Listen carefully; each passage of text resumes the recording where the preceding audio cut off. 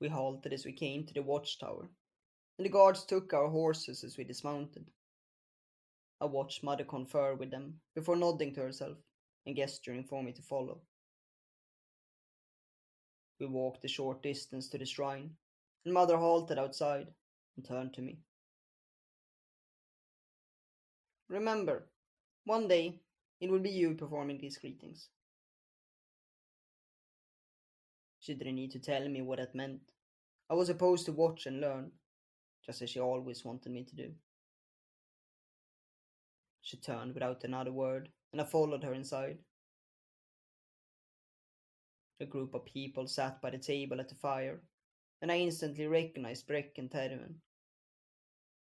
It had been such a long time since I saw them, and I had to keep myself from running over to them to throw my arms around them. Mother would never forgive such an action.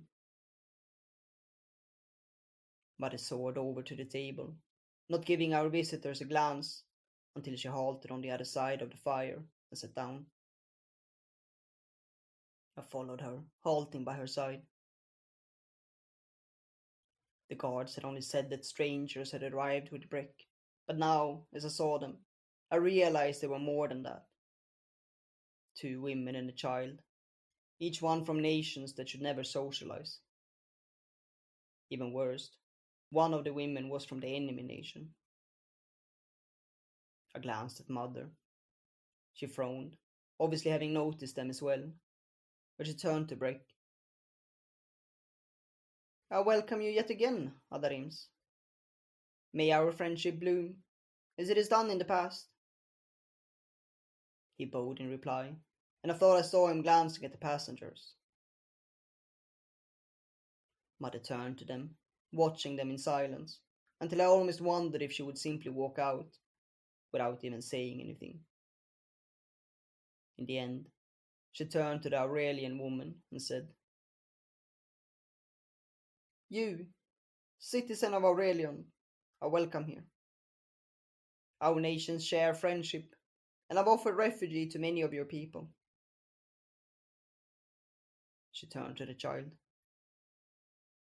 And so is the child. She is innocent of her father's deeds.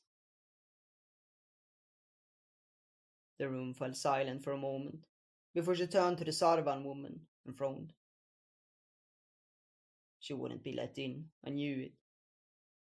I felt sad for them, knowing that they would split up. A traitor to this world, daring to seek shelter with people who have died at your sword. Mother spoke. The woman looked down.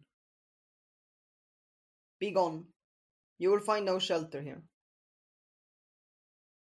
Mother stood up, preparing to leave, and I glanced at the strangers.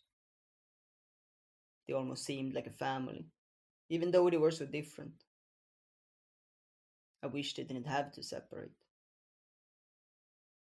Wait, wasn't there?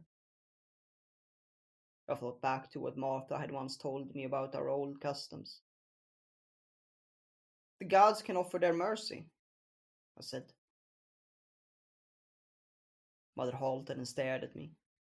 I had overstepped the line, but it is what I would have said if I were High Lady. The priest could offer to mediate and channel the wisdom of the gods. I continued. The gods brought them here for a reason.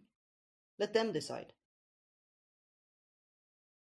Mother scolded, but I knew she couldn't refuse calling on the old customs.